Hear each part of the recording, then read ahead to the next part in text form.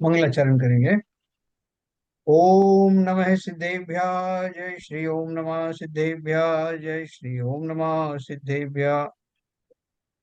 मंगलम भगवान वीरो मंगलम गौतमो गणी मंगलम कुंद कुंदाद्यो जैन धर्मोस्तु मंगलम। सर्वमंगल मांगल्यम सर्व कल्याण कारकम प्रधानम सर्वधर्माणां जैनम जयतो शासनम। जैनम जयतु शासनम जैनम जयतु शासनम।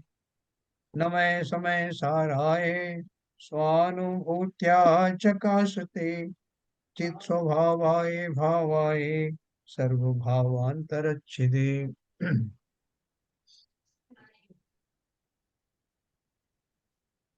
आचार्य कुंद कुंद द्वारा रचित समय सार ग्रंथ का सर्व विशुद्ध ज्ञानाधिकार हम लोग पढ़ रहे हैं, जिसमें हमने कल खड़िया मिट्टी या चूने के माध्यम से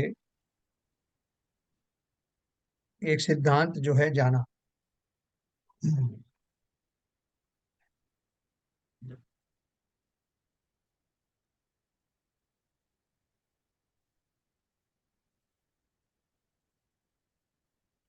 जो सिद्धांत हमने जाना वो क्या था कि जैसे चूना या कलई जो है किसी दीवार पर पोती जाती है, तो वो दीवार की है या कलई अपनी स्वयं की एंटिटी वाली वस्तु है। उसमें व्यवहार का कथन क्या है और निश्चय का कथन क्या है, ये अपन ने कल पढ़ा था।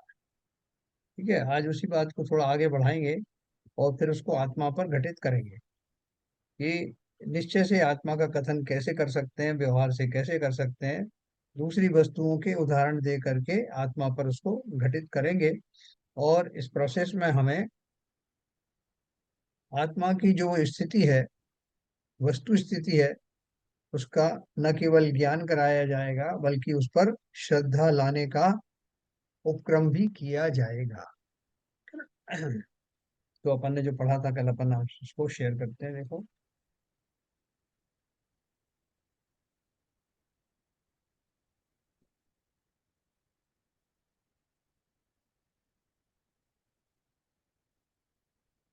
कल अपन ने ये सब पढ़ा था कि जो कलई है, कलई की अपन ने बहुत सारी जो कथाएं पढ़ी थी। उसमें ये लास्ट में जो पढ़ी थी हमने, 363, 364, 365, इसको मैं यहाँ से रिपीट करूंगा। पर द्रव्य को जो श्वेत करती कलई स्वयं स्वभाव से, बस त्यों ही ज्ञाता त्यागता पर द्रव्य को निज भाव से। पर द्रव्य को जो श्वेत करती कलई स्वयं स्वभाव से, सुदृष्टि त्यों ही श्रद्धता पर द्रव्य को निज भाव से। ये ज्ञान दर्शन चरण विषयक कथन है व्यवहार का, और अन्य पर्याय विषय में भी इस तरह ही जानना। क्या जानने की बात कर रहे हैं? यद्यपि व्यवहार से परद्रव्यों का और आत्मा का ये ज्ञायक संबंध है न? ये तो अपन सब जानते हैं। ये ज्ञायक मत जानने वाला हूँ, वो जाने जाने वाले हैं। ये ज्ञायक संबंध है, दृश्य और दर्शक संबंध है, त्याज्य और त्याजक संबंध है ना, व्यवहार से। तथापि निश्चय से तो वस्तु स्थिति इस प्रकार है। निश्चय से क्या है? व्यवहार में कहते हैं मैंने जाना इसलिए मैं इसका ज्ञाता, और ये इसको जाना गया वो मेरा ज्ञेय।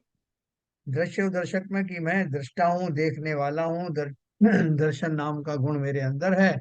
और जिन्हें देखता हूँ वो वस्तुएं जो देखने में आती है, मैं उनका दर्शन करने वाला अर्थात मैं दर्शक हूँ। और उसी तरह से जो वस्तुओं का मैं त्याग करता हूँ, संयम भाव अपनाता हूँ, तो वस्तु को त्यागने वाला मैं ही हूँ। वस्तु अलग है, इसलिए मेरा उसके साथ संबंध क्या है कि मैंने उस वस्तु को छोड़ा है। मेरे पास 3 मकान थे साहब, तो अब लोग मुझे कैसे जानेंगे? तो उन्होंने बोला, अरे साहब इनको जानते हो आप? ये वही है जिन्होंने ये तीनों मकानों को छोड़ दिया है, दान दे दिया। तो मेरा उस मकान से क्या संबंध रहा? त्याज्य त्याजक का संबंध रहा, कि मुझे लोग इसलिए पहचान रहे हैं, उन मकानों को लोग ज्यादा अच्छे से जानते हैं और मुझे उनके माध्यम से पहचाना गया है कि ये जो है जिन्होंने इनका त्याग किया है। अरे साहब अमेरिका से आए थे, वो इतने का पैकेज छोड़ करके और वो मुनि बन गए हैं, ये बन गए हैं। तो महिमा किसकी बताई जाती है? अमेरिका के पैकेज। तो साहब इनको देखो, ये इन्होंने इतनी बड़ी गृहस्थी छोड़ दी, इतना सब कुछ छोड़ दिया और ये सब ये बन गए। तो उसकी महिमा करने से वास्तव में, चूंकि वो महिमा उस वस्तु की नहीं कर रहा है, लेकिन वस्तु ऐसी है कि जिसमें साधारण लोग उसमें बहुत राग से लिप्त रहते हैं। इसलिए उसकी उदाहरण दे करके, जिन्होंने अपने इतने बड़े राग का परित्याग किया, उसका याद दिलाने के लिए उस वस्तु की प्रशंसा या महिमा गाई जाती। ठीक है, तो इसी त्याज्य त्याजक संबंध के अर्थ के वही है कि वास्तव में हम किसका त्याग करेंगे? जो हमारी है ही नहीं, हमने जबरदस्ती धारणा में उसको अपनी मान ली थी, अब हम उसको छोड़ रहे हैं। तो वो त्याज्य त्याजक संबंध वास्तव में व्यवहार दृष्टि से कहा जाता है, वो हमारी थी ही नहीं कभी। ये व्यवहार दृष्टि है। हाँ, जिस प्रकार सेटी का अर्थात खड़िया मिट्टी या पोतने का चूना या कलई दीवाल की नहीं है, क्योंकि सेटी का यानी कलई तो सेटी का ही है। वो तो कलई अपने आप में कलई है, वो दीवाल की थोड़ी है। उसी प्रकार ज्ञायक आत्मा तो ज्ञेय रूप पर द्रव्यों का नहीं है, ज्ञायक तो ज्ञायक ही है। हाँ? दर्पण में कितनी सारी चीजें दिखाई देती हैं, उसके सामने एक मोर खड़ा कर दिया, अब तो उसको कहेगा ये दर्पण तो मोर का है। तो दर्पण मोर का कैसे हो गया? अभी मोर मोर की जगह कोई अपने चिड़िया खड़ी कर दी, तो क्या चिड़िया का हो गया? दर्पण तो दर्पण ही है। तो बोले साहब इनका आपस में संबंध क्या है? ये सब दर्शक का संबंध है, या ज्ञान का संबंध है, ज्ञान ज्ञाता, ज्ञेय और ज्ञाता का संबंध है। तो ठीक उसी प्रकार से वो कलई के माध्यम से बोल रहे हैं कि किसी दीवार पर जो खड़िया पोती गई, चूना पोता गया, उसने उसको सफेद भी कर दिया, तो सफेद उसका रंग हो गया। वो भी इसलिए हुआ, देखो, दूसरा सामने वाले द्रव्य में भी वो योग्यता होनी चाहिए ना। अब वो प्लेन दीवार है तो उसके ऊपर वो सफेदी उत गई। अगर वो गहरे काले रंग की होती और ऐसा खुरदुरी होती, या उसमें ऐसी योग्यता ही नहीं होती कि आप लाख उस पर चूना पो, तो वो उसमें जाता ही नहीं, एब्जॉर्ब हो जाता। तो वो उस दीवार के ऊपर भी कंडीशन ये है, दोनों की कंडीशन है कि कलई में सफेदी होना चाहिए, तभी वो कलई कहलाती है। पोतने का गुण, उसमें पुतवाने का गुण होना चाहिए। और जिस जगह पोती जाती है उसको सफेद करने का सामर्थ्य उस कलई में होता है, लेकिन जिसके ऊपर पोता जाता है उसमें भी वैसी योग्यता हो कि वो सफेदी को प्राप्त हो जाए। तो ये निमित्त निमित्तिक संबंध होते हैं। और यहाँ उन्होंने उसकी अपेक्षा से बताया कि उनमें से कोई दूसरे द्रव्य का नहीं, दीवाल दीवाल की है और खड़िया खड़िया का है। दोनों का ऐसा कॉम्बिनेशन हो जाता है, निमित्त निमित्तिक संबंध है। क्योंकि सेटिका यानी कलई तो सेटिका ही है, उसी प्रकार ज्ञायक आत्मा तो ज्ञेय रूप परद्रव्यों का नहीं है। जो जो परद्रव्य मैं जानता हूं, नहीं तो केवल ज्ञानी तो कितने द्रव्यों को जानता है, तो सबका हो जाएगा क्या? इस अब आपने अनंत पदार्थों को देखा और अब आप उनके ही हो गए। अब आपका स्वतंत्र कोई अस्तित्व रहा ही नहीं। पहले आपने इसको देखा था इसलिए आप उसके हो गए। अरे भैया, वो तो अनंत द्रव्यों की अनंत पर्यायों को एक साथ देख रहे हैं, तो उनके हो गए क्या? तो इसलिए बोल रहे हैं ज्ञायक आत्मा तो ये रूप पर द्रव्यों का नहीं है। ज्ञायक तो ज्ञायक ही है, वो उसकी क्वालिटी है। जिस प्रकार कलई पर की नहीं है, कलई तो कलई ही है, उसी प्रकार दर्शक पर का नहीं, दर्शक तो दर्शक ही है। जिस प्रकार कलई पर की नहीं है, कलई तो कलई ही है, उसी प्रकार संयत यानी पर का त्याग करने वाला पर का नहीं है, संयत तो संयत ही है। हम उनको वस्तुओं से थोड़ी पहचानेंगे। अपन बोलते हैं कि ये साहब जी, ये जो व्यक्ति है, ये बहुत बड़ा संयमी है। तो अभी बहुत सारे लोग पूछेंगे साहब ये कैसे संयमी है, तो उसका जो आप बताओगे कि इसने ये छोड़ा, उसने वो छोड़ा, फलाना छोड़ा, ढिमका छोड़ा, ये तो खाली उसके संयम का एक नमूना है, बताने के लिए है। लेकिन संयम भाव तो उसका अपना है ना, वस्तुओं से क्या लेना देना, वो क्यों गिनवा रहे हो वस्तुओं को? तो इसलिए वो बोल रहे हैं संयत यानी पर का त्याग करने वाला, पर का नहीं, संयत तो संयत ही है। जिस प्रकार कलई पर की नहीं, कलई तो कलई ही है, उसी प्रकार दर्शन यानी श्रद्धान पर का नहीं, दर्शन तो दर्शन ही है, अर्थात श्रद्धान तो श्रद्धान ही है ना? इनके सारे गुण बता दिए ना, दर्शन ज्ञान चारित्र। और वो वो वाला जो दर्शन गुण है, जो अवलोकन, सामान्य अवलोकन वाला दर्शन, उसकी भी बात आ गई। इस प्रकार ज्ञान, दर्शन और चारित्र के संदर्भ में निश्चय नय का कथन है। और अब उस संबंध में संक्षेप से व्यवहार नय का कथन सुनो। ये अपन ने कल पढ़ा था, है ना। निश्चय से तो ये सब हो गया कि जो पदार्थ जैसा है वो वैसा ही है, और समस्त योग्यताएं उसकी अपनी है। पर द्रव्य के साथ उसका कोई भी संबंध जोड़ो, उस जोड़ने से वो पदार्थ पर का नहीं हो जाता। ये निश्चय का कथन। अब व्यवहार का कथन क्या है? जिस प्रकार कलई अपने स्वभाव से दीवाल आदि पर द्रव्यों को सफेद करती है, उसी प्रकार ज्ञाता भी अपने स्वभाव से पर द्रव्यों को जानता है ना। ये आपको कह दिया कि वो उसका नहीं है, ये तो अपनी जगह पे हो गई। लेकिन अब आपको जो निमित्त नैमित्तिक संबंध के रूप में जो घटनाएं घटित होती हैं संसार में, वो कैसे होती हैं, तो उसमें कहीं ना कहीं व्यवहार आता है। तो क्या व्यवहार आया? तो बोले कलई में वो गुण है, सफेद करने का गुण है, और वो जो जो द्रव्य उसके संपर्क में आते हैं, जिनमें वो योग्यता होती है, उन सबको वो सफेद कर देती है। उसी प्रकार ज्ञाता भी अपने स्वभाव से पर द्रव्यों को जानता है। कि आपने बोल दिया साहब वो परद्रव्यों को जानना है, और वो सब व्यवहार की बात है, वास्तव में तो वो स्व को ही जानता। तो व्यवहार से जानता ये भी तो कहो, तो वही कह रहे हैं कि व्यवहार से जानने में आता है, क्योंकि आप ज्ञाता को रिस्ट्रिक्ट नहीं कर सकते। आप किसी दर्पण को रिस्ट्रिक्ट कर दो कि दर्पण तुझे कसम है, तो सामने पड़ी हुई चीजें जो है उनमें से हम लिस्ट बताते हैं, उन्हीं को देखना, बाकी को मत देखना। है, तो मोर खड़ी है तो मोर को देख लेना, सोना रखा है तो सोने को देख लेना, रुपए रखे तो उनको मत देखना।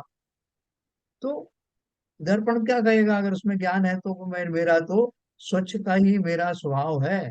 जो भी ये मेरे सामने आता है, वो मेरे स्वच्छता में, अपनी ज्ञान पर्याय में झलकता ही झलकता है, मैं चाहूं या ना चाहूं। तो ठीक उसी प्रकार से पर को झलकाने का जो कार्य है, वो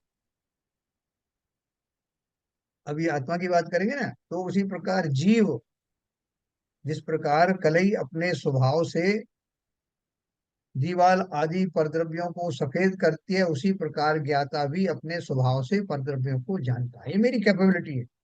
जिस प्रकार कलई अपने स्वभाव से दीवाल आदि परद्रव्यों को सफेद करती है, उसी प्रकार जीव अपने स्वभाव से परद्रव्यों को देखता है। ज्ञाता और दृष्टा हो गया। फिर जिस प्रकार कलई अपने स्वभाव से दीवाल आदि परद्रव्यों को सफेद करती है, उसी प्रकार ज्ञाता भी अपने स्वभाव से परद्रव्यों को त्यागता है। तो अभी आपने मना किया था कि वो क्या त्यागेगा? आत्मा किसी चीज को क्या त्यागेगा? जो चीज उसकी थी नहीं उसको क्या त्यागेगा? तो वो निश्चय का कथन था। लेकिन अपन व्यवहार में तो ऐसी बात करते हैं साहब, उसने 3 मकान छोड़ दिए, उसने व्यापार छोड़ दिया, उसने इतना धन छोड़ दिया। तो व्यवहार में ऐसा माना जाता है। व्यवहार के हिसाब से उसका स्वभाव है कि जिन वस्तुओं को वो अपना कहता आता है, उनको अपना नहीं भी कह सकता है। इस तरह व्यवहार से ग्रहण और त्याग किया जा सकता है। ये व्यवहार का कथन। जिस प्रकार कलई अपने स्वभाव से दीवाल आदि परद्रव्यों को सफेद करती है, उसी प्रकार सम्यक दृष्टि अपने स्वभाव से परद्रव्यों का श्रद्धान करता है ना। अभी निश्चय का कथन अगर अपन कहें उसमें तो क्या है कि जीव श्रद्धान किसका करता है? जीव वास्तव में मैं जीव हूं इसी बात का श्रद्धान करता है। ये निश्चय का कथन। लेकिन अब व्यवहार में अब बाकी चीजों को भी तो श्रद्धान करते हो। कैसा कि ये पर है, ये बेटा है, ये बेटी है, ये मेरा है, ये मेरा परिवार है, ये मेरा नहीं है। तो वो कहाँ जाएगा? वो किस अपेक्षा से जाना जाएगा? तो वो बोल रहे हैं कि वो ज्ञानी उनको जानता तो है, अज्ञानी भी जानता है, लेकिन ज्ञानी उसमें बिना राग के जानता है और व्यवहार से जानता है। अभी सम्यक दृष्टि जीव है, गृहस्थी में रह रहा है, सब कुछ रह रहा है, उसको ज्ञान भी है, फिर भी वो कहता है कि नहीं ये मेरी स्त्री है, मेरा पुत्र है, मेरा मकान है। तो वो किस अपेक्षा से कहता है? और अपना जो स्वभाव है, जो पर्याय जन्य उसका स्वभाव है, उससे वो ऐसा कहता हुआ पाया भी जाएगा। सम्यक दृष्टि अपने स्वभाव से परद्रव्यों का श्रद्धान करता है। ये खाने की चीज है, ये धन है, ये सब जानता है कि नहीं? या यूं ही अपने उसमें क्या बोलते हैं कि गहलत में रहता है, गहल में रहता है। वो जानता है सब द्रव्यों को, ये भी जानता है कि ये मेरे व्यवहार से कहे जाते हैं, लेकिन है तो सही, जो व्यवहार के संबंध है उनको भी वो भली भांति जानता है। भाई साहब, हाँ बोलिए। किसी का सम्यक कोई दर्शन, क्वेश्चन? सम्यक दर्शन इसे कहते हैं। छह छह द्रव्य, सात तत्व और नौ पदार्थों में सिद्धांत रखता है, वही सम्यक सम्यक दृष्टि जीव है। अच्छा, दूसरी बात इसमें भी है, अब जीव, जीव अलग है, जीव सबसे अलग है, तो जीव को अलग, जीव का सिद्धांत अलग है, और बाकी का सब सिद्धांत अलग है, सिद्धांत दोनों का है। आवाज आपकी साफ नहीं आ रही। क्या समझ रहे हैं? अब आ रही है? हेलो, अब आ रही पीछे है? हाँ, थोड़ा डिस्टरबेंस है पीछे बैकग्राउंड। हाँ बोलिए। अब आ रही है आवाज? हाँ बोलिए। है? हाँ हाँ। मैं ये कह रहा था कि सम्यक दर्शन के लिए छह तत्व, छह द्रव्य, सात तत्व और नौ पदार्थों का सिद्धांत जरूरी है। जी। ठीक है ना? हाँ हाँ। अब उसमें से जीव अलग है और हाँ बाकी अलग है, तो हाँ। सिद्धांत दोनों का है, इसलिए मैं बता रहा था। तो सिद्धांत सब जो यहाँ लिखा हुआ है, उसकी उसकी जस्टिफिकेशन ये है कि अन्य द्रव्यों का भी, जीव अलग है, जीव से अन्य द्रव्यों का भी सिद्धांत जरूरी है सम्यक दृष्टि के लिए। ये बिल्कुल सही कह रहे ये हैं मैं, हाँ मैं आप। मैं सही, सही कह रहे हैं आप। देखो, भेद विज्ञान भी जब जीव को होता है तो किससे भेद विज्ञान कर रहे हो? वो वस्तुएं भी तो मालूम होना चाहिए ना। उनका ज्ञान होगा तभी तो कहेंगे कि ये वस्तुएं भी एग्जिस्ट करती हैं मगर ये मेरी नहीं। हाँ, तभी भेद विज्ञान होगा। उसी तरह आपने सात तत्वों की बात कही, छह द्रव्यों की बात कही, नौ पदार्थों की बात कही, कि वो जाने तो जाते हैं। एक सेकंड। हेलो। हाँ जी। हाँ,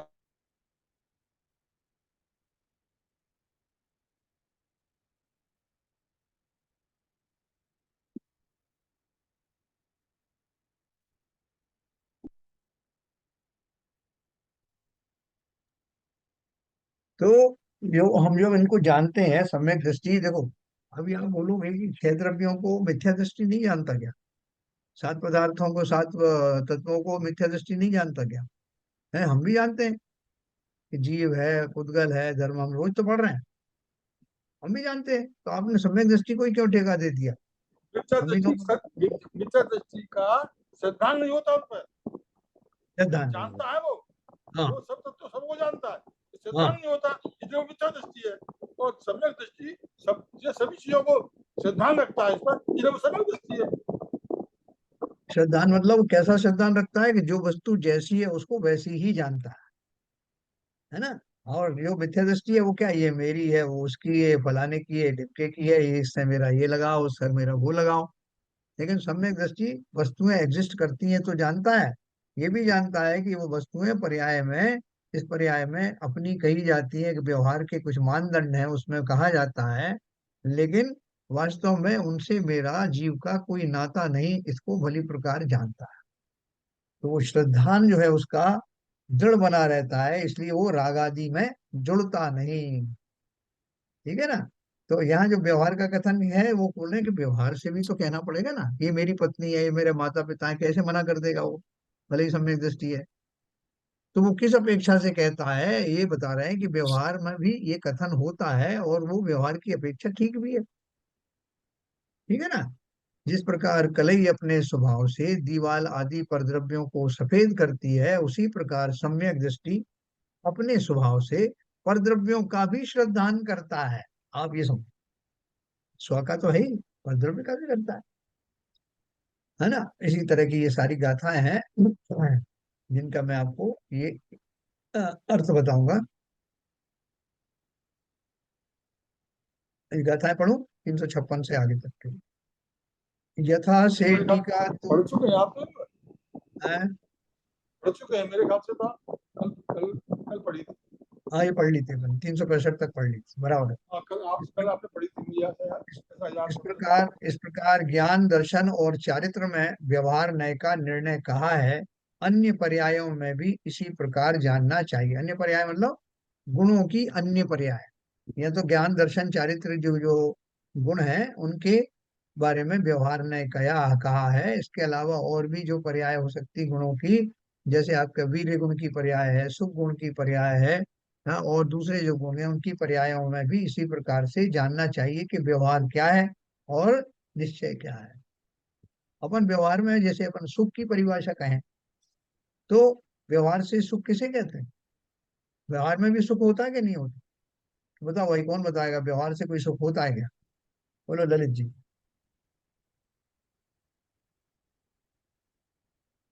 व्यवहार व्यवहार से से तो सुखाभास टाइप की चीज है। कैसा सुखावास? अब कभी सुखी है कि नहीं? हाँ। भोजन करने से, अच्छा भोजन मिले तो सुखी हो जाते हैं, अच्छे वस्त्र मिले तो सुखी हो जाते हैं, अच्छा मकान मिले, कार मिले तो सुखी होते हैं कि नहीं होते?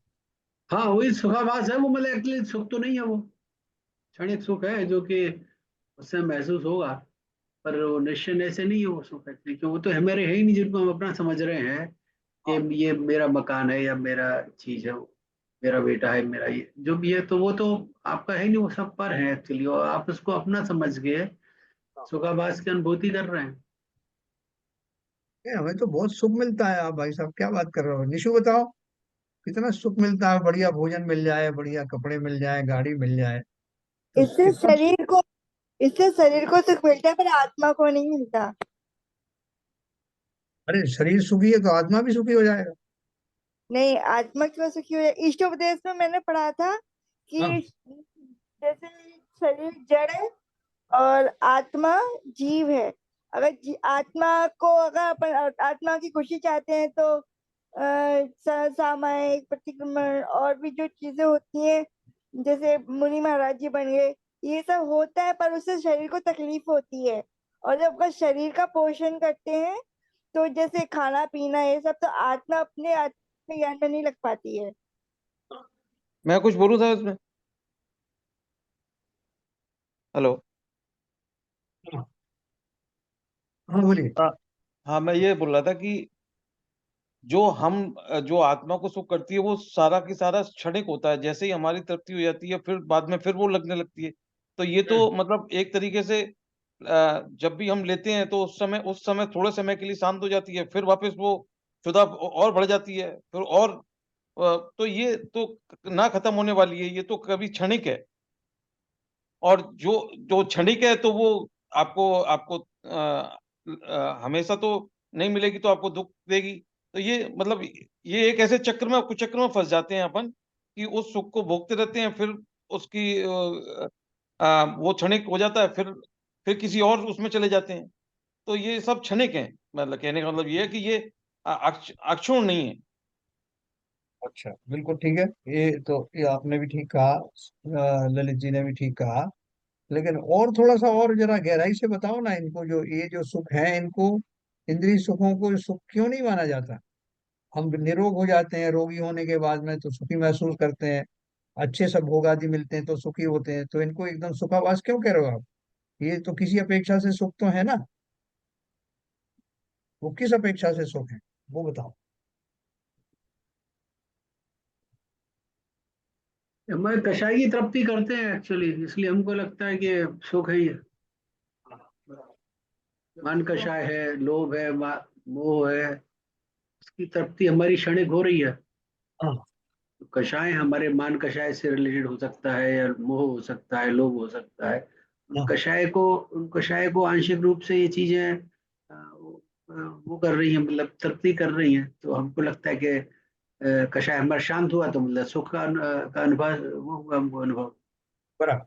जैसे मुझे भूख लगती है तो भूख एक तरह का रोग ही तो है। जितनी देर मैंने जैसे कोई औषधि खा लेता हूँ तो मेरा रोग उतनी समय के लिए दब जाता है, ठीक उसी प्रकार भोजन करना, पानी पीने से मेरी जो क्षणिक जो अर्जेज हैं वो दब जाती हैं, तो मैं सुखी महसूस करता हूँ। वास्तव में एब्सोल्यूट टर्म में सुख थोड़ी है। वो फिर उभर के चला आता है।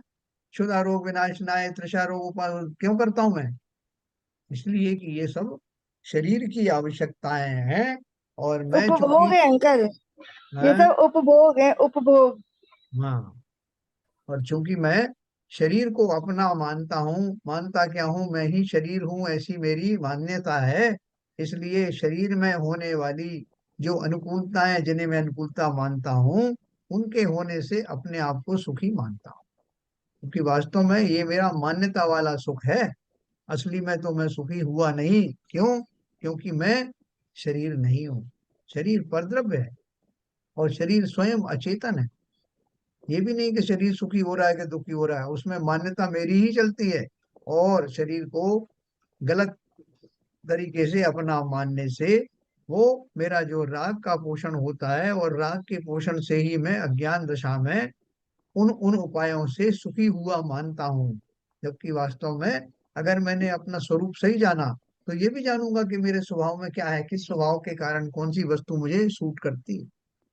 जैसे मैंने आपको सिंह की उदाहरण दिया, कि सिंह को अगर उसके चाटुकारों ने बता दिया कि महाराज, ये पूरे जंगल में जितना घास है, ये सब आपकी है, पूरा अधिकार आपका है, तो आप बिल्कुल चौकन्ने होकर के और उस पूरे वन की रक्षा करिए, कोई भी पशु आपकी आज्ञा के बिना एक भी तिनका ना खा जाए। ये समस्त तिनके, समस्त घास फूस आपकी ही है, आप ही उसका सेवन करें। और सिंह इसी की बात में आ जाए, तो अब वो घास से पेट भरेगा क्या उसका? वो खाने जाए तो उससे खाया नहीं जाए।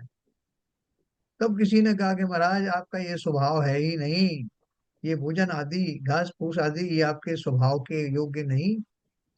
ठीक उसी प्रकार से चैतन्य का जो स्वभाव है, चैतन्य का जो सुख है, वो तभी उसका ज्ञान होगा जब चैतन्य को चैतन्य जैसा स्वीकार करें और फिर उसके स्वभाव को जाने। स्वभाव को जानते ही मेरे सुख की परिभाषाएं बदल जाती। ठीक है ना? फिर जो वास्तव में सुख है वही मुझे दिखाई देता है। अज्ञान दशा में, शरीर आदि की प्रतिकूल अनुकूल दशाओं में मैं सुखी दुखी होता था। अब ज्ञानी होने के बाद में वो सब समाप्त हो गया। ठीक है ना? बहुत सिंपल है। व्यवहार व्यवहार में तो कहा जाता है, क्यों साहब, अब कैसे हैं, मजा में? वो हाँ साहब, बहुत मजा में। मजे में साहब। हाँ, पहले कैसे थे साहब? पहले भी मजा में ही थे, अब थोड़ा ज्यादा मजा आने लगा। जब तो बोले कि तो अब चल तो टेढ़े मेढ़े रहे हो, क्या बात है? बोला, ये तो साहब बुढ़ापा है, इसकी क्या बात करो, बाकी मजा में है। तो बोले, और को आप आजकल मिठाई विठाई नहीं खा रहे? बोले साहब, वो डायबिटीज हो गई, बाकी सब मजा में है।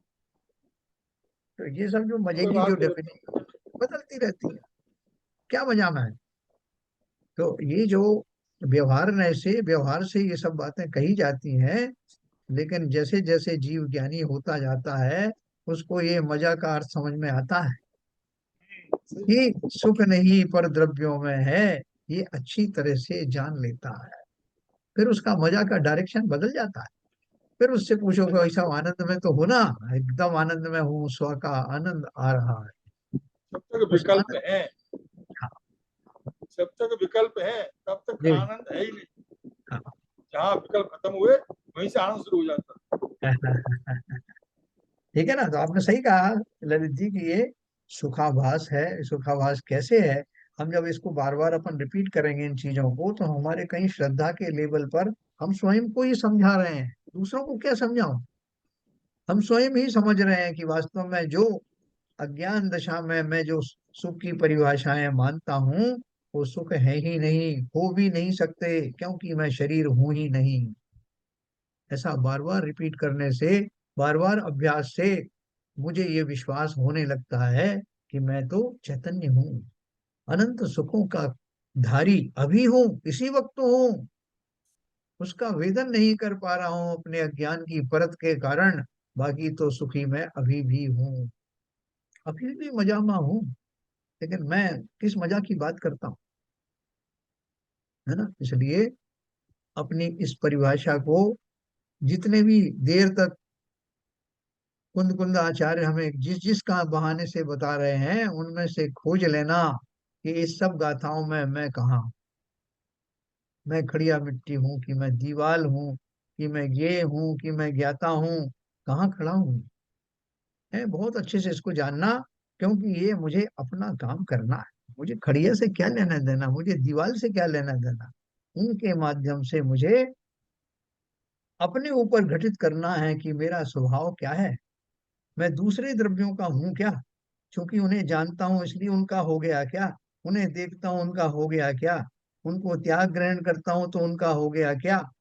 हर अवस्था में मैं अपने स्वभाव के कारण ही ज्ञाता दृष्टा बना रहता हूं, बाकी कोई पर पदार्थ मेरा है ही नहीं। ऐसा अभ्यास करना, दिन रात अभ्यास करना।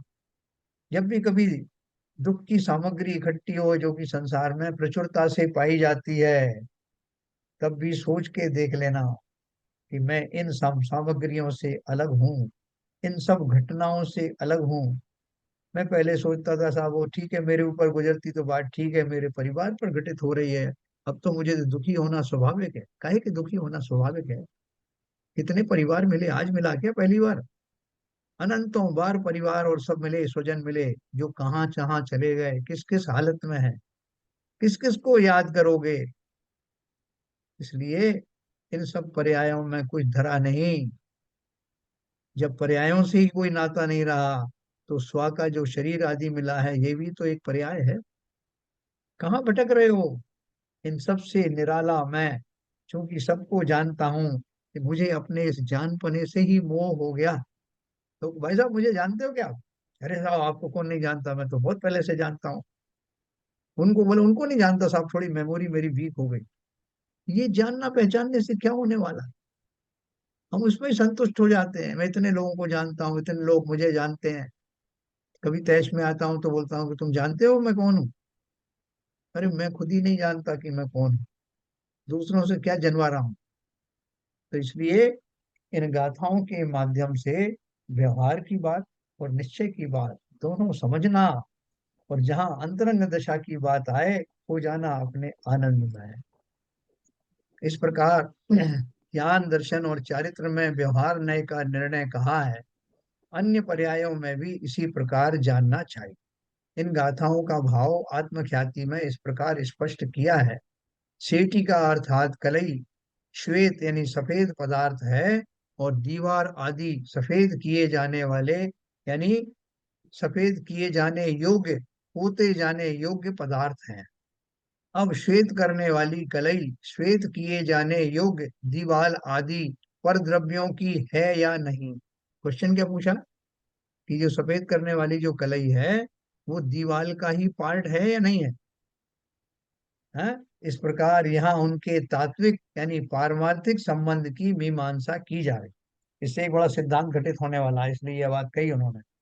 हैं? अब सबसे पहले यह विचार किया जाता है कि यदि कलई दीवार आदि परद्रव्यों की हो तो क्या हो, यानी अगर वो दीवार की ही बन जाए कलई तो क्या होगा। जिसका जो होता है वह वही होता है। जैसे कि ज्ञान आत्मा का होने से ज्ञान आत्मा ज्ञानम भवदात्मेत भवतीति तत्व संबंधे जीवती सेटिका, ये सब पूरी गाथा दी इन्होंने। आत्मा का ज्ञान होने से नीचे होगा सर, आत्मा, इसका नीचे नीचे। हाँ नीचे हो, आत्मा ही है ना? जैसे ज्ञान आत्मा का होने से ज्ञान आत्मा का ही है, इस प्रकार के तात्विक संबंध के विद्यमान होने से कलई यदि दीवार आदि की हो तो फिर वह कलई दीवार ही होगी। क्या अपन बोलते हैं कि साहब ये जो ये बोर्ड लगा रखा है ना आपने, ये सफेद बोर्ड रखा, व्हाइट बोर्ड बनाया हुआ है आपने, इसकी जो कलई है इसको निकाल दूं क्या? तो भाई साहब ये नहीं निकलेगी। क्यों? क्योंकि ये इसी का पार्ट है। ये बोर्ड स्वयं ही इस श्वेत रंग का है, इसको ऊपर से नहीं पोता गया है, इसका इसी इंटीग्रल पार्ट है, इसलिए ये व्हाइट बोर्ड कहलाता है। तो उन्होंने क्या कहा कि जो जिसका होता है वो उसी का ही होता है। अब वो जो खड़िया पोती जाती है टेम्परेरी, वो खड़िया उस दीवार पर पोतने के कारण क्या वो दीवार बन गई। इस प्रकार के तात्विक संबंध के विद्यमान होने से कलई यदि दीवार आदि की हो तो फिर वह कलई दीवार ही होगी। ऐसा होने पर कलई के स्वाद्रव्य का उच्छेद हो जाएगा, फिर तो वो खड़िया उसी की दीवार की हो गई, तो वो कलई नाम की चीज खत्म हो गई। परंतु द्रव्य का उच्छेद तो होता नहीं, क्योंकि एक द्रव्य का अन्य द्रव्य रूप में संक्रमण होने का निषेध तो पहले ही किया जा चुका है। इससे यह सिद्ध हुआ कि कलई दीवार आदि की नहीं है। है ना, वो सिंपल बात है। उसके द्वारा पोता गया, उसको पुता। दोनों पदार्थ अलग अलग है, अगर उसी का होगा इंटीग्रल पार्ट हो गया तो कलई की वो समाप्त हो गई योग्यता। वो पदार्थ रहा ही नहीं, वो दीवाल ही है, ये साफ दीवाल ही सफेद है, इसके ऊपर पोता कुछ नहीं गया, ये अपने आप ही नेचुरल है। तो फिर नेचुरल अवस्था में ऊपर की जो होता गया, ये कहने के था गलत है। परंतु द्रव्य का उच्छेद तो होता नहीं, क्योंकि एक वैसे द्रव्य का सब दीवार के केस में तो एक्चुअली, हालांकि एग्जाम्पल के हिसाब से ही है, दीवार इटसेल्फ कई चीजों से बनी है, ईंट है, सीमेंट है, बालू है उसमें। वो अभी बात नहीं, देखो तो जो उदाहरण मतलब में उस तरह से जितनी बार, अगर कहें कि उसमें कलई भी एक पार्ट है। देखो जो उदाहरण जिस बात को समझाने के लिए किया जा रहा है उसको उतने तक ही लिमिटेड रखो, नहीं तो उसमें फिर बहुत सारी चीजें निकल आएंगी। उदाहरण जो दिया जाता है उसका एक पर्टिकुलर एस्पेक्ट लेकर के उदाहरण दिया जाता ऐसा है फिर कैसे समझ सकते हैं ना इसे, कि हाँ। जैसे जैसे आत्मा के ऊपर शरीर लिपटा हुआ है, पोता हुआ है, आत्मा के ऊपर शरीर पोता हुआ है, शरीर से एक तरीके से पोत रखा है, तो आत्मा में भी तो कई गुण है। आत्मा ज्ञान है, चेतन है, वो उनके गुण अलग है, और जो पोता हुआ है उसके गुण अलग है। वही तो, वो अपन बात करेंगे तो फिर वो बात वो और लंबी जाएगी, इसलिए मैंने उसको यहाँ रोक दिया। नहीं तो फिर अपन दीवार की बात करते हैं, उनमें कौन कौन से द्रव्य लगे होते हैं, हम सबको मिलाकर दीवार क्यों कहा जाता है, वो सब चीजें अलग है। अभी अपन उसको लिमिटेड रखो कि वो ये क्या कहना चाहते हैं कि एक द्रव्य जो है उसमें योग्यता है सफेदी करने की, दूसरे द्रव्य में योग्यता है सफेद आदि होने की।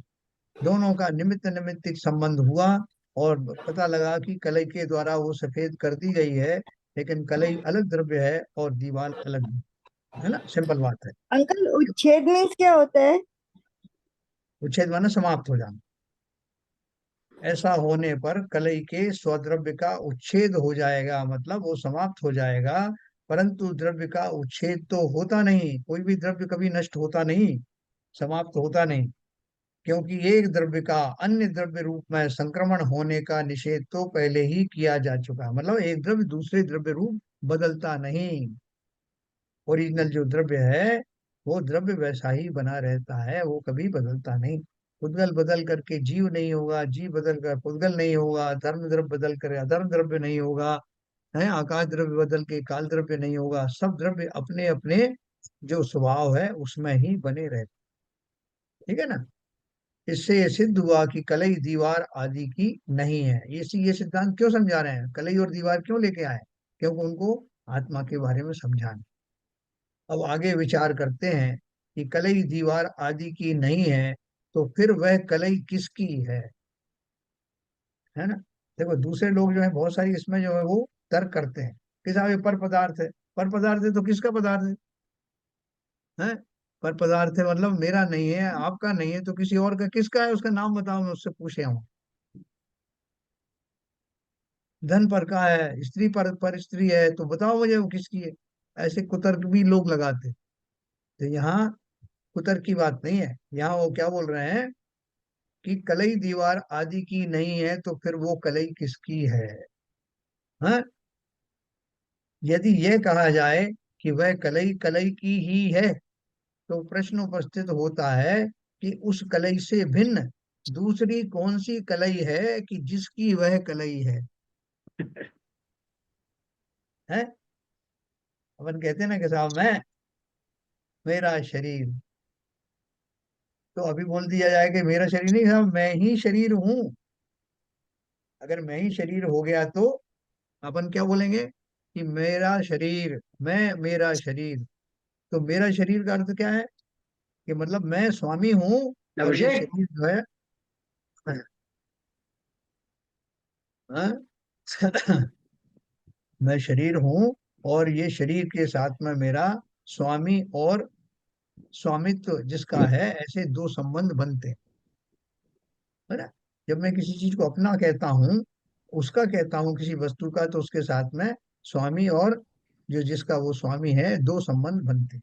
यहाँ बोल रहे हैं कि ये अगर मैं कहूँ कि कलई दो है, कलई से कलई कलई की ही है, तो संबंध हमेशा दो लोगों में बनता है। दो लोगों में संबंध बनता ना, एक वो वस्तु और दूसरा उसका स्वामी। तो अगर मैं कहूं कि कलई कलई की ही है तो इसका मतलब क्या हुआ, एक कलई तो हुई स्वामी और एक कलई हुई उसका जिस पर स्वामित्व है वो वस्तु। तो उन्होंने क्वेश्चन पूछा कि अगर मैं कहूं कि कलई कलई की है तो प्रश्न उपस्थित होता है कि उस कलई से भिन्न दूसरी कौन सी कलई है कि जिसकी वो कलई है। अगर मैं शरीर ही हूं तो फिर मैं कैसे कहूं कि मैं शरीर मेरा है। अगर शरीर ही मैं हूं तो फिर मेरे से अंदर वो संबंध होगा क्या कि शरीर मेरा है, क्योंकि मैंने ही मान लिया। इसी को तो ममत्व परिणाम कहते हैं, एकत्व परिणाम कहते हैं। शरीर मेरा है ये ममत्व परिणाम हो गया, मैं ही शरीर हूँ, एकत्व परिणाम हूँ। तो यहाँ उन्होंने क्या क्वेश्चन किया कि अगर मैं कहूँ कि कलई, एक सिद्धांत निकाल रहे हैं, वो थ्योरी है उनकी, इसलिए बोल रहे हैं कि उस कलई से भिन्न अन्य कोई कलय नहीं, हाँ राइट, वह कलई कलई की ही है तो प्रश्न उपस्थित होता है कि उस कलई से भिन्न दूसरी कौन सी कलई है कि जिसकी वह कलई है। इसके उत्तर में यह कहा जा रहा है कि उस कलई से भिन्न अन्य कोई कलई नहीं है, किंतु वे दो स्वा और स्वामी रूप अंश ही हैं। उसी कलई को एक बार स्वामी कह रहे हैं और एक बार उसको जिस पर स्वामित्व है वो स्वामित्व कहा जा रहा है, स्वामित्व वाली वस्तु कहा जा रहा है। ये वस्तु एक ही है ना। इस कलई से भिन्न अन्य कोई कलई नहीं है, किंतु वे दो स्वा और स्वामी रूप अंश ही है। अगर मैं कहूं कि मैं शरीर हूं तो शरीर किसका है, शरीर और मैं अलग अलग हूं क्या, नहीं। तो फिर क्या है, स्व और स्वामी, स्वामी में संबंध क्या हो गया, मैं ही शरीर हूं। जिस शरीर को मैं कह रहा हूं मेरा शरीर है, अब मैं क्या कहूंगा, मैं ही शरीर हूं। तो मेरा शरीर है कहूं मैं या मैं ही शरीर हूं कहूं, इनमें जो स्वामी संबंध है वो कहने के लिए है, अब कुछ उसमें अलग अलग बचा नहीं। ठीक है ना। तो यहाँ स्व और स्वामी रूप अंशों के व्यवहार से क्या साध्य है, हम बोल रहे हैं कि इसमें अगर मैं दो अलग अलग भेद करूं, स्व और स्वामी, तो हो ही नहीं रहे। और जब तक भेद नहीं होंगे तब तक व्यवहार गिना नहीं जाएगा। व्यवहार कहते ही उसको है जो अभेद में भी भेद निकाल करके भेद रूप में समझाए। तो अब ये तो अभेद हो गया ना, मैं ही स्वामी स्वामी हूँ, वस्तु भी मैं ही हूँ। तो उसमें स्व और स्वामी का खाली कह भी दोगे तो कैसे सिद्ध करोगे दो अलग अलग वस्तु है। तो ये बोल रहे हैं यहाँ स्व और स्वामी रूप अंशों के व्यवहार से क्या साध्य है कि साहब मैं तो व्यवहार सिद्ध करके मानूंगा, इसलिए मैं उसमें दो चीज बोल रहा हूँ, एक तो कलई जिसकी है वो कलई और जो कलई है वो स्वयं, ऐसे दो करके मानूंगा। इसी तरह से मैं जीव में भी करूंगा, स्व और स्वामी रूप अंश कर दूंगा तो वो व्यवहार हो जाएगा। बोले कैसे करोगे, यहाँ स्व स्वामी रूप अंशों के व्यवहार से क्या साध्य और करके क्या प्राप्त करोगे। व्यवहार तो समझाने के लिए बनाया जाता है ना, इसमें आप क्या समझाने वाले हो। यहाँ मैं ही स्वामी हूँ, मैं ही वो वस्तु हूँ, तो इसमें आप व्यवहार खड़ा करके क्या समझाओगे, समझा ही नहीं सकते। इसलिए उन्होंने बोला कि बिना बात के व्यवहार में क्यों घुस रहे हो, जो वस्तु है वैसी समझो ना। यहाँ स्व स्वामी रूप अंशों के व्यवहार से क्या साध्य है, अर्थात कुछ भी साध्य नहीं है। ऐसी स्थिति में कलई किसी की भी नहीं है, कलई तो कलई ही है, यह निश्चय है ना। इस तर्क के द्वारा सिद्धांत किया। अब देखो ये तर्क क्यों दिया, आगे बताओ। यह तो दृष्टांत है, अब इसी बात को दाष्टान्त पर घटित करते हैं। जिसकी जो जिसके बारे में कहा जाए, जिसकी उदाहरण दी जाती है वो दृष्टांत कहलाता है, और जो जिसके ऊपर घटित होता है उसको दाष्टान्त कहते हैं। इस जगत में चेतयिता अर्थात चेतने वाला आत्मा ज्ञान गुण से परिपूर्ण स्वभाव वाला द्रव्य है। समझना बात को। इस जगत में चेतयिता अर्थात चेतने वाला आत्मा ज्ञान गुण से परिपूर्ण स्वभाव वाला द्रव्य है, और उद्गल आदि पर द्रव्य व्यवहार से उसके ज्ञेय हैं। अभी पहले सिद्ध कर दिया ना। तो ज्ञेय कैसे है, निश्चय से ज्ञेय नहीं। निश्चय से ज्ञेय क्यों नहीं है, व्यवहार से ज्ञेय क्यों है, क्योंकि निश्चय से तो प्रत्येक द्रव्य स्वयं में ही लीन रहता है, स्वयं में ही तन्मय रहता है। जीव द्रव्य की बात करें तो निश्चय से तो जीव द्रव्य स्व को ही जानता है, तन्मय होकर जानता है। व्यवहार से किसी और को जानता है तो जानता रहे, निश्चय से तो स्व को ही जान। ये बात हमेशा ध्यान रखना। इसीलिए केवल ज्ञान को स्वपर प्रकाशक कहते हैं। केवल ज्ञानी का जो ज्ञान है उसमें स्व का ज्ञान और पर का ज्ञान दोनों सम्मिलित हैं, लेकिन जैसा वो स्व को जानता है ऐसा पर को नहीं जानता। अर्थात स्व को तो तन्मय होकर जानता है कि यही मैं हूँ, और पर को पर वस्तु के रूप में जानता है बिना राग आदि के। तो इसलिए स्वपर प्रकाशक है, व्यवहार से पर को जानता है, निश्चय से स्व को जानता। तो यहाँ भी वही बात कर रहे हैं। इस जगत में चेतयिता अर्थात चेतने वाला आत्मा ज्ञान गुण से परिपूर्ण स्वभाव वाला द्रव्य है, और उद्गल आदि परद्रव्य व्यवहार से उसके ज्ञेय हैं। निश्चय से ज्ञेय क्यों नहीं है? क्योंकि निश्चय से तो द्रव्य अपने को ही जान सकता है। तन्मय होकर के जानना, व्याप्त होकर जानना, वही निश्चय से जानना है। और वो द्रव्य स्वयं में ही वो योग्यता स्वयं के लिए होती है, पर के लिए होती ही नहीं। इसलिए व्यवहार से मैं सबको जानता हूँ। ये सारा संसार मेरा व्यवहार से ही है। ये पत्नी मेरी, ये पिता मेरे, ये भाई मेरे, ये संतान मेरी, ये धन मेरा, ये सब मैं जानता तो हूँ, लेकिन व्यवहार से जानता हूँ। उनमें तन्मय हो चाह कर भी हो नहीं सकता, क्योंकि वो पर हैं, परजन लोग हैं। प्रकट में ही वो पर हैं, है ना। अच्छा। यह चेतयिता आत्मा उद्गल आदि का। अब हाँ, अब ज्ञायक आत्मा उद्गल आदि ज्ञेयों का है या नहीं। जैसे अभी दीवाल की बात करी थी, दीवाल का और कलई का। अब यह पूछ रहे हैं, अब ज्ञायक आत्मा उद्गल आदि ज्ञेयों का है या नहीं। इस बात का तात्विक विचार किया जाता है। यदि चेतयिता आत्मा, चेतया चैतन्य से, चैतन्यता से भरा हुआ, यदि चेतयिता आत्मा उद्गल आदि ज्ञेयों का हो तो क्या होगा? है कि साहब ये आत्मा आपने बेच दी क्या? आपकी आत्मा बिक गई क्या? अपन कैसी कैसी बात करते हैं। अगर कोई आदमी अपनी ईमान से डिग जाए, अगर वो जो है कोई गलत निर्णय दे, गलत न्याय करे, तो अपन बोलते हैं आत्मा बेच दी क्या? कैसी बातें करते हो? इसका अर्थ क्या है? देखो, अनजाने में हम ये बात कहते हैं। इसका अर्थ कहते हैं कि आत्मा तो स्वभाव से ही न्याय प्रिय है, न्यायशील है। ये जो है अन्याय की बात कैसे आ रही है? क्या आपका विवेक समाप्त हो गया? इस अपेक्षा से ये बात कही जाती है। तो यहाँ भी वही कह रहे हैं, यदि चेतयिता आत्मा उद्गल आदि ज्ञेयों का हो जाए तो क्या हो। सर्वप्रथम इसका विचार करते हैं। जिसका जो होता है वह वही होता। जैसे ज्ञान आत्मा का होने से ज्ञान आत्मा ही है। आत्मा कह दो, ज्ञान कह दो, ये पर्यायवाची जैसा भी कह सकते हैं उसको, क्योंकि ज्ञान तंतुओं से बना हुआ ही आत्मा है। उसके संपूर्ण प्रदेशों में ज्ञान विद्यमान है। तो इसलिए ज्ञान ही आत्मा है। अपन ज्ञान को ढूंढे कि ज्ञान लाना साहब वो कहाँ तैर रहा है, एक ज्ञान का बादल मुझे भी दे दो। तो ज्ञान कहाँ है? ज्ञान ऐसे आसमान में घूम रहा है।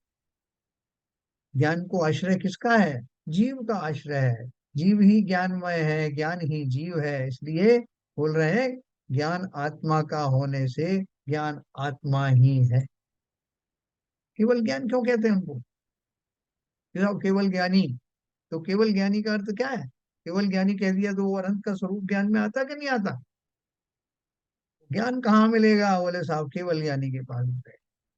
हमारे पास ज्ञान नहीं, बोले हमारे पास भी है ज्ञान तो, खाली वो स्टेट जो है वो ट्रांसफॉर्मेशन नहीं हुआ, लेकिन ज्ञान तो है, वैसा ही ज्ञान।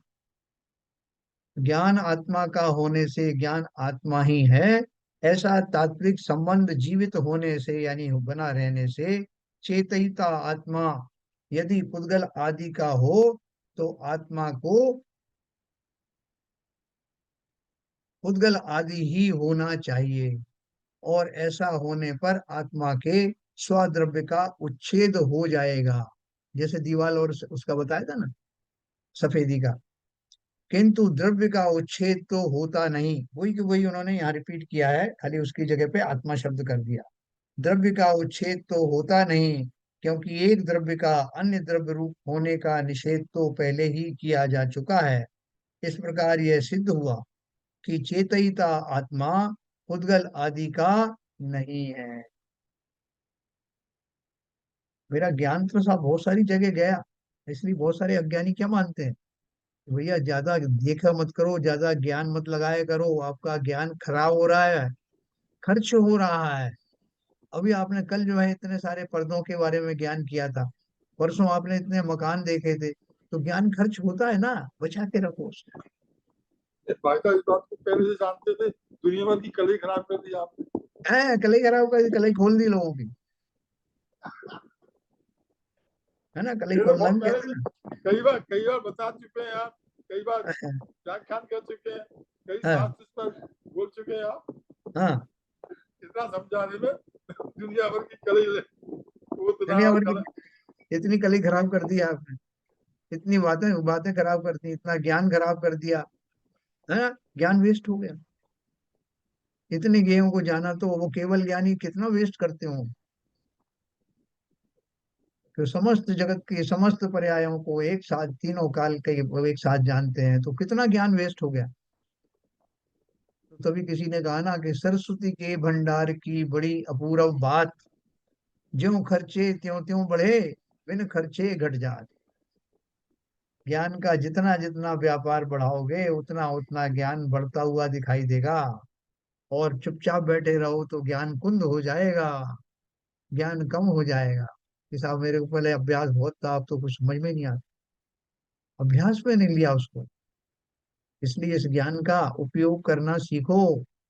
हम दो इंद्री नहीं, एक इंद्री नहीं, दो इंद्री भी नहीं, चार इंद्री भी नहीं, असैनी पंचेंद्री भी नहीं, सैनी पंचेंद्री मनुष्य जाति में रहने वाला उत्तम कुल का वासी, जितना ज्ञान का उघाड़ मुझे आवश्यक था सम्यक दर्शन प्राप्ति के लिए, उससे कहीं ज्यादा है। तो किस बात की देरी है, पूरे टूल्स प्रकृति ने दिए हुए हैं। अब देर मत करो, अब मत चूको चौहान, है, तो उसको बोला था ना पृथ्वीराज को जब निशाना लगाने के लिए, अब मत चूको चौहान। ऐसी छेड़ाना में दौलत राम जी कहते हैं, ये उत्तम पर्याय प्राप्त की है, चूकना मत। ये पर्याय सिमटने से पहले पहले अपना लक्ष्य भेद देना। लक्ष्य दिखाई दे रहा, प्रत्यक्ष दिखाई दे रहा, इतने अंधे हम नहीं हुए, इतना सब हमारा अभ्यास समाप्त नहीं हुआ कि अपने लाभ की बात सुनकर भी हम अज्ञानी बने रहें। सही समय पर चोट करना, और अनंत भवों की संतति समाप्त हो जाए, है ना। तो ये बात कर लो। अब आगे विचार करते हैं कि चेतयिता आत्मा पुद्गल आदि का नहीं है तो किसका है। जैसे उन्होंने पूछा था ना, कलई कलई की नहीं है तो कलई किसकी। यदि यह कहा जाए कि चेतयिता का चेतयिता ही है, तो फिर प्रश्न उठता है कि चेतयिता से भिन्न ऐसा दूसरा कौन सा चेतयिता है कि जिसका यह चेतयिता है ना। कोई वाली उदाहरण, तो चेतयिता से भिन्न कोई दूसरा कोई चेतयिता नहीं है, किंतु वे दो स्वा स्वा स्वामी रूप अंश ही हैं। मैं ही मेरा कर्ता धर्ता, है ना, और कौन है मेरा कर्ता, कोई मेरा कर्ता धर्ता नहीं। तो यहाँ स्व स्वामी रूप अंशों के व्यवहार से क्या साध्य है, क्या व्यवहार ढूंढ रहे हो। तात्पर्य यह है कि कुछ भी साध्य नहीं है। इस प्रकार ज्ञायक किसी का नहीं है, ज्ञायक तो ज्ञायक ही है, यह निश्चय है।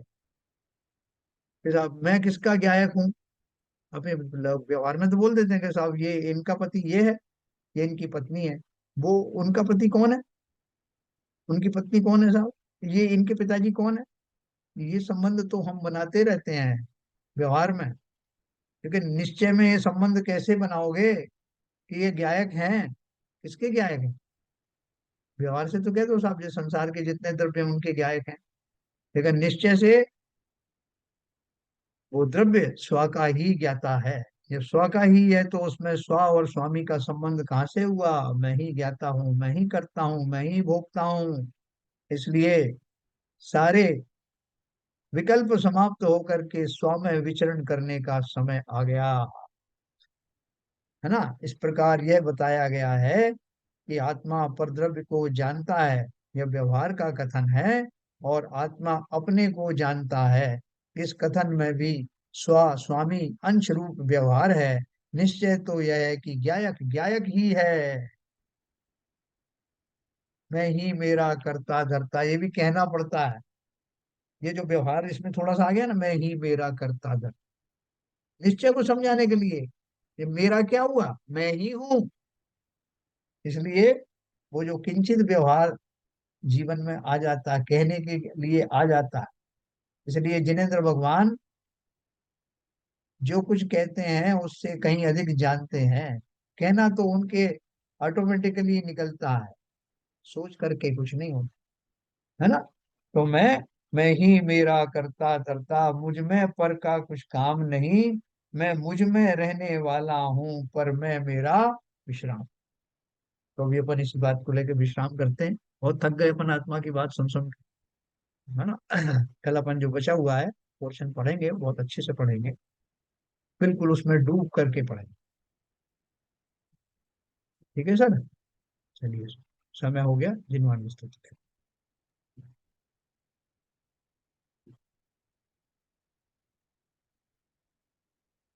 तनु नाश वे को ज्ञान के प्रकाश वे को अपर भास वे को भानु सी बखानी है। छहो द्रव्य जान वे को बंध विधि भान वे को स्वपर पिछान वे को परम प्रमाणी है। अनुभव बताए वे को जीव के जताए वे को काहू न सताए वे को भव्य और आनी है। जहाँ तहाँ तार वे को पार के उतार वे को सुख विस्तार वे को यही जिन वाणी है। हे जिनवाणी भारती तो है जपो दिन रैन, जो तेरी शरण गए सो पावे सुख चैन। या वाणी के ज्ञान से सूझे लोकालो, सो वाणी मस्तक धरो सदा देते हैं दो, सदा देते हैं दो। जिनवाणी माता की जय। जय।